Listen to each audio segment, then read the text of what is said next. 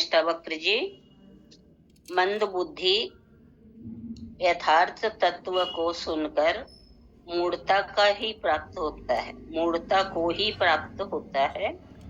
लेकिन कोई ज्ञानी मूढ़वत होकर संकोच या समाधि को प्राप्त होता है। एक्सप्लेन कर रहे हैं। मंद बुद्धि वो है जो केवल क्षुद्र वासनाओं से ही ग्रस्त है, जिसको अपने निजी स्वार्थों के अलावा कुछ दिखाई नहीं देता, जो केवल शरीर पोषण में ही लगा है, जो इंद्रिय भोगों के अतिरिक्त किसी में रुचि नहीं लेता, ऐसे संकोची मनोवृत्ति वाले को यदि यथार्थ तत्व का बोध कराया जाए तो वह उसे सुनकर मूढ़ता को ही प्राप्त होता है।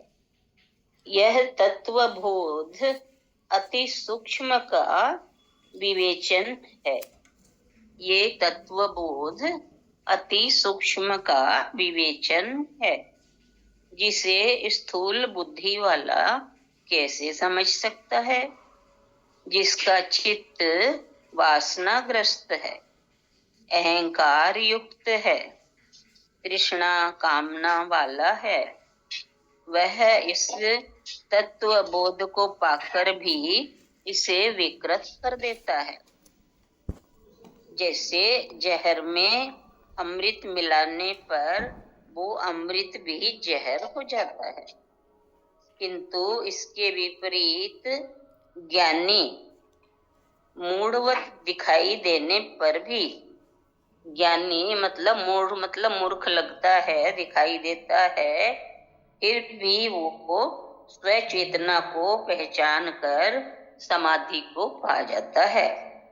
ज्ञानी बाहर से मूढ़वत व्यवहार इसलिए करता है कि उसके कार्य में बाधा उपस्थित न हो तथा अपनी अनुभूति को सही रूप में वह प्रकट कर नहीं सकता और न उसे करना ही चाहिए, क्योंकि इस ज्ञान प्रदर्शन से भी अहंकार बढ़ता है।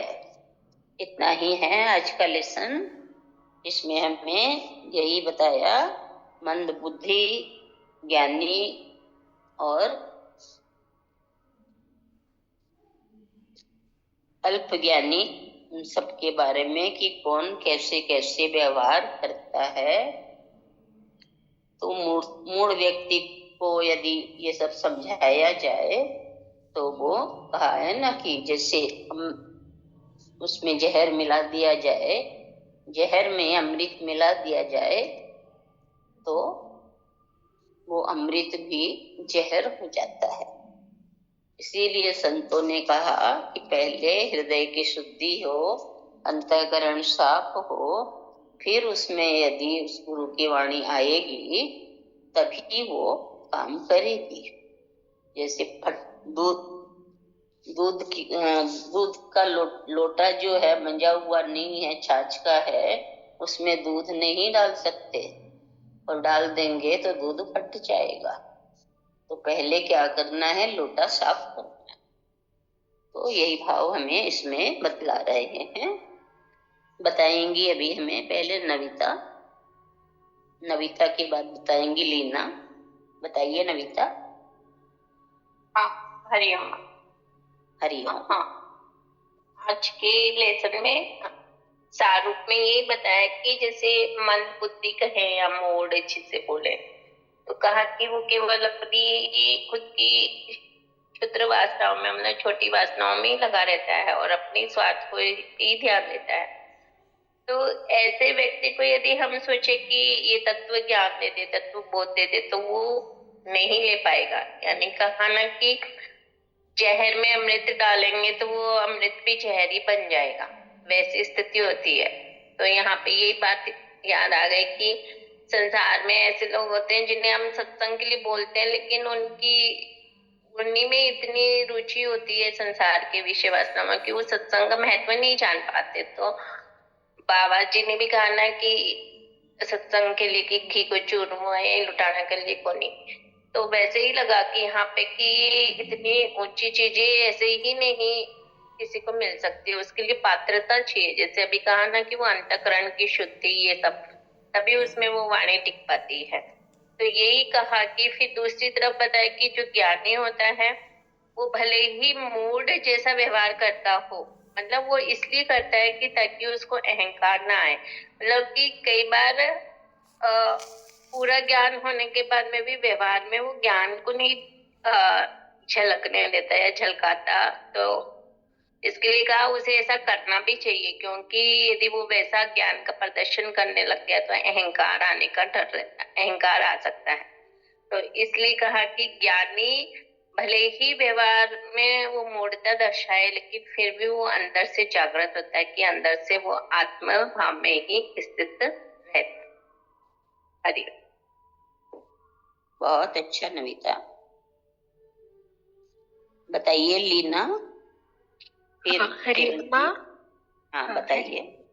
आज के लेसन में जिस तरह बताया कि जो मंद बुद्धि है वो यदि यथा, फिर उमा बोलेंगी। किरण जी। जी माँ, हरिओम माँ।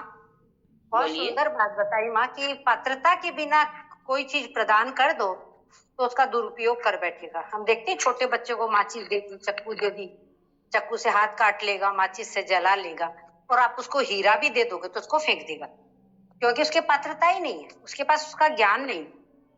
तो यहाँ बताया कि जो ज्ञानी है वो देखने में कभी कभी हमें समझ में नहीं आता है, क्योंकि उनको समझने के लिए भी उस की पात्रता तक पहुंचना पड़ेगा, तब उसको कोई समझ पाता है। इसीलिए संतों को किसने जाना? बिरले लोगों ने जाना। कहा ना, बाबा जी चाहते थे कि पुरुष भी सत्संग से जुड़े, गुरुदेव भी चाहते थे, पर उनके सामने थोड़े लोग जुड़े। पर गुरुदेव ने कहा था, हाँ बाबा हम तुम्हें मरने न देंगे। तो जो भी संपर्क में आया, जिसमें भी पात्रता देखी उन्होंने, गुरुदेव ने उनको इसका बोध और कराया, कितनों को बोध कराया। तो वो पात्रता देख के कराया, तब तो वो बोध वहां उनको सही उपयोग में आ गया, नहीं तो वो दुरुपयोग ही करते। बोले मूढ़ को यदि तुम ज्ञान दोगे तो तुमको ही मूर्ख बताएगा, उसको उल्टे ढंग से समाज के अंदर तुम्हें वो चाहेगा बदनाम कर दे। तो हालांकि ज्ञानी को फर्क नहीं पड़ता है उसके बारे में कुछ गलत कहा जाए, पर उसको ज्ञान दिया, उसका क्या किया उसने? उसे तो उसने सीख दी, बंदर को तो घर बइये का जाए। सीख उसको देनी चाहिए, जाको सीख सुहाए। तो जो चाहता है उस ज्ञान को अंदर उतारना, उसे ही ज्ञान देना है। पात्रता के बिना दिया हुआ ज्ञान का जो दान है वो निरर्थक जाता है। और कहा कि जानबूझ के जो सच्चे ज्ञानी होते हैं ना, साधक होते हैं, वो अपने आप को बाहर के आडंबर से, दिखावे से दूर रखते हैं। कभी कभी उन्हें ये व्यवहार इसलिए करना पड़ता है कि उन्हें लोग सताए नहीं। जैसे माँ बनासा कहती थी, भाई मन तो पलक उगाड़ने की भी टाइम को नहीं था ना, सचमुच कुछ सीखना तो मेरे को ना आयो, नहीं तो मैं तो पलक को नहीं उगाड़ू। तो ये है, वो अपने आप में अंतर में ही मतलब खोए रहते हैं, पर उनको जब सच्चा पात्र मिलता है तो पूरी साधना, पूरा ज्ञान उन्हें देने से चूकते भी नहीं है। जय गुरुदेव माँ।